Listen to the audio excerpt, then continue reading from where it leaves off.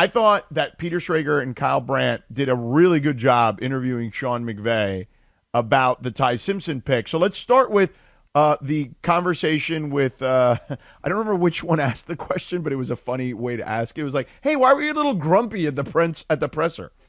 Well, there was some other things I was grumpy about that, you just navigate normally. But I think the main thing, Kyle, was you just wanted to make sure that I would have been stoic by nature anyways, just based on the respect for Matthew, because it's a unique situation. You get a chance to be able to, take a player that you like at a really important position, but you don't want it to be minimized or misunderstood in terms of what this means in terms of our investment and our commitment to Matthew for as long as he wants to continue to play. And so you're kind of teetering that line, and clearly, I came off a little grumpier than normal. So here's the thing.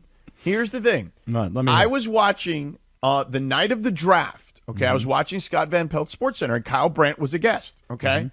And Kyle Brandt said, I have a theory. This was well before this interview with McVay. Mm-hmm. He goes, my theory is McVay and Stafford are like a married couple, okay? And this pick is like when you go to Vegas for the bachelor party for your buddy, mm-hmm. and you call your wife and you're like, oh, I'm having a miserable time. I can't wait to get back to you. and it was, when he said it, I was like, man, that makes so much sense. And yeah, the optics of it. Can't be too excited that you're drafting the quarterback of the future because you don't want to insult the quarterback right now, who happens to be the MVP and still playing at an incredibly high level. So it's a very tough dance for McVay. Like, that totally made sense to me on the other night. And then when I heard Sean's explanation there, I mean, Kyle Brandt really nailed that explanation or that theory that he had previously. I want to take it a step further. So I know that everybody's concerned about Matthew Stafford's feelings. How will Matthew Stafford feel that they drafted a quarterback of the future rather than a player who can help them more immediately? Well, besides Matthew Stafford, who now his heir apparent has been drafted, and he's going to be asked essentially to let this young kid follow him around and caddy for him, carry his clubs everywhere he goes. Matthew Stafford is trying to win another Super Bowl. He's not necessarily trying to babysit some little kid. So I understand the thought process on we got to take it easy here with Matthew and not look overly excited because we've got his replacement in house now. I think it's also bigger than that, George. Like, think about every other guy on the roster who's thinking about this is a Super Bowl ready team. The Super Bowl is going to be in LA, in our home stadium. We want to do everything we can. We want to go all in to win the Super Bowl. And we didn't do that with the first overall pick. We actually drafted the future of the organization, not the present of the organization. So I could understand where Sean McVay has to be at some point like a performer. He's on stage. There are cameras. Everybody's going to analyze every body movement and body language. And so it was a tough spot to be in. But go ahead. I just the last thing is that I just ask everybody to tell me one thing. Make me smarter and help me understand something. What position do the Rams need that they could have gotten at 13 that they don't have? Just that's all. That's my question. What did they need? Right, there was not a pressing need necessarily anymore because here's the thing, and you led me right to where I wanted to go. I don't know if it was Peter Schrager or Kyle Brandt, but in that same conversation with McVay that we played that audio from on Saturday, they said to him, hey, man, like, do you think you'd have, you guys made this deal for McDuffie, right? Because corner was your biggest need. Mm-hmm. Like, do you think that if you would have traded the 13th pick for McDuffie and taken Simpson at 30, do you think that you would have had this, whole to-do in regards to your reaction? Like, would it have been as big a deal? Because one of them said, whoever it was that asked the question said, I don't think it would have been as big a deal. And he's like, you know what? You're probably right. Like, if this would have been reversed, it probably would not have been as big a deal if we took him with the 30th pick. Mm-hmm. But, that I can't answer that because it just is what it is. Like, the reaction is the reaction. And then he went into just kind of like coach speak after that. But it was a great point, which is if they just would have been flip-flopped, maybe we'd be talking about it, but not to this extent. Correct. Sure. But here's what people think, though. You ready? This is why this has become a story. Because people have always known that Les Snead and Sean McVay are a team. Les said to us... Which he said to us, by the way. Les said on Friday, we're in lockstep together, meaning we make decisions together. And Sean used that same language with those guys on TV. The next day, same exact language is right. So here's what people are thinking. You ready? Uh-oh. Wait a second here. For two guys that have worked a brilliant partnership and there's no ego and it's not, well, I'm the general manager, so I make the decision, or I'm going to go run to the owner and I'm going to tell him that I'm going to retire and I'm going to go do TV if you don't do it my way. That's not who these two guys are based on what we all know about them. And so now there's this thought that, there could be some division within the ranks at the Rams because Les wanted the quarterback and he's preparing for the future, but Sean is thinking about this season and winning another Super Bowl, and they're not on the same page. That is what people thought when they saw Sean McVay's reaction to the Ty Simpson pick on Thursday night of last week. And I would just argue this, and I know, guys, I'm going to come off sounding like a massive homer, and I'm going to come off sounding like an apologist for the Rams, and maybe I am both of those things. Just tell me this.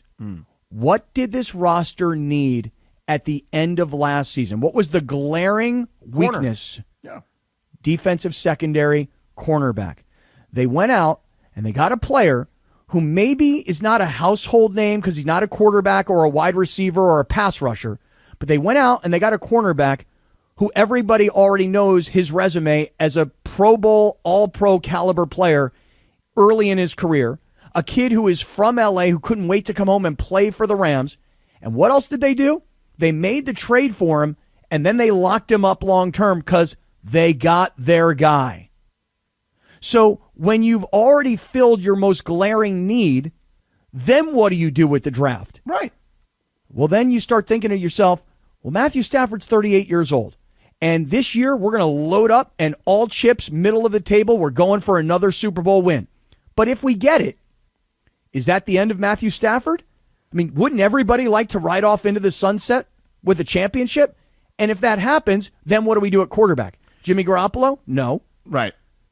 Stetson Bennett? No. And McVay kind of addressed that a little bit too. Before you go down the list here, let's listen into the next McVay bite. The biggest thing, Peter, on that position is really important to us because when you look at it, one of the things that's key and critical for Matthew is being able to have him mentally, physically, and emotionally ready to go. And going into year 18, you manage his workload. Jimmy Garoppolo was so important last year because, a lot of the offseason and even into training camp when Matthew wasn't available for the back, our team was still able to continue to improve, whether that's looks our defense was getting, the 10 guys around him. And so that position is really important.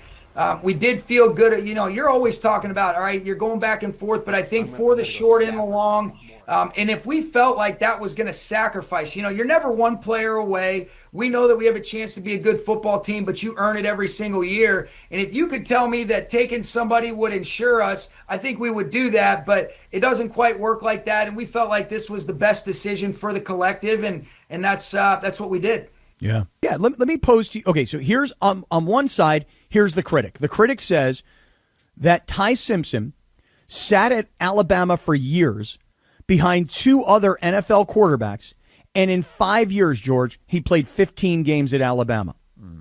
And by the time he plays again, let's call it not this year, but let's say next year, he will have played 15 games in the past 6 years.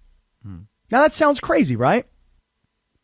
Like why would you take a quarterback that hasn't played? Let me pose to you the other side of the argument. The other side goes like this.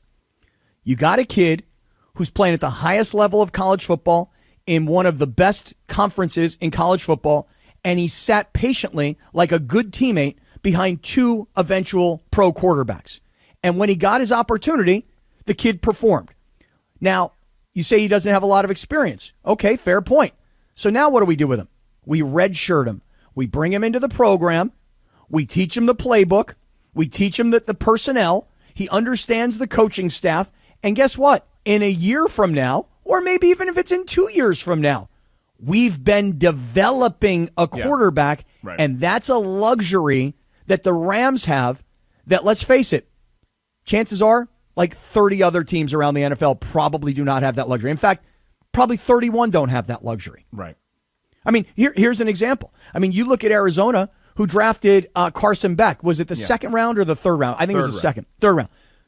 Carson Beck could find himself as a third-round quarterback competing for a starting job for Arizona this year. Yeah. But what's the difference between Arizona and the Rams? You tell me. Arizona stinks. Correct. That's why a third-round rookie quarterback could actually compete for a starting job. Right. You're doing a hell of a good job today, by the way. You really are. You're listening. You're intent. You understand what I'm talking about. Very, very nice job by you. Well, thank you. I appreciate it. Thank you. Thank you for being with me. Yeah. You know what I'm saying? Do I sound, you tell me, do I sound like a complete homer for the Rams? No, and if I agree with you. We're lock and step. You guys are lock and step. Les and Sean are lock and step. You and I are lock and step. By the way, Bergie and I are a partnership. We're lock and step, but Bergie didn't agree with bringing Cappy in. So sometimes these things happen in partnership, but it worked out. It was true. When you first started on the 10-day contract, I was not impressed. You wanted it to be 7 days and gone. Bergie was like, hey, that 10-day contract should be 5 days, and let's kill this thing. I think we're done here. We're done. Let's kill it. By the way, I thought but you're great now. Dan Orlovsky on Get Up this morning made a great point. Let's hit the sound. Everyone who's saying the Rams should have taken wide receiver, okay? The average rookie wide receiver right now over the last 10 years in the first round comes in, gives you 52 catches and 4 touchdowns. If you think the Rams are 52 catches and 4 touchdowns away from a wide receiver from going to the Super Bowl and winning it, you're out of your mind. To pass on a quarterback at that position that they really like in the future to get 52 and 4 is not going to be the difference making of a Super Bowl. You're replacing the quarterback position for one of two reasons: performance or age. No matter what organization, either the performance isn't good enough or the age is too old. The Rams are in a situation where the age is getting there, but the performance doesn't match. And that's why they're trying to thread the needle. This is a threading of the needle. It's a rare situation where you're trying to do both timelines the right way, essentially at the same time. And you just got to trust an organization that, God bless, has done it right for like 8 years now at a pretty high level. Yeah. You know, George, listen, if Mekhi Lemon were drafted by the Rams, what's the likelihood that he's going to have 52 catches and 4 touchdowns given what's in front of him? And by the way, if you went back and you looked at Kanata Mumfield last year, who was a 7th-round pick, and Jordan Whittington, who's been on this team for a couple of years, combined, they had about 30 catches last year. So a third wide receiver is not going to get 52 catches and 4 touchdowns unless Puka or Devontae got hurt. By the way, they did take a wide receiver in the 6th round from the U, which is awesome. Daniels. C.J. Daniels, who's a nice possession receiver, yeah. They score in late rounds with wide receivers. That is a fact. 8:26 on a Monday. Sedano, talk about where you had an amazing experience. Burke Williams. Yeah, I will. And speaking of amazing, C.J. Daniels, you just reminded me, Chris. Cappy, do you remember that first game against Notre Dame that Miami played at the beginning of the season? Mm-hmm. Remember that the kid who made the insane one-handed Odell Beckham-like catch? That's him? That's the kid? C.J. Daniels. Wow. Oh, beautiful. Nice. I know you, bro. Played in the ACC. Right.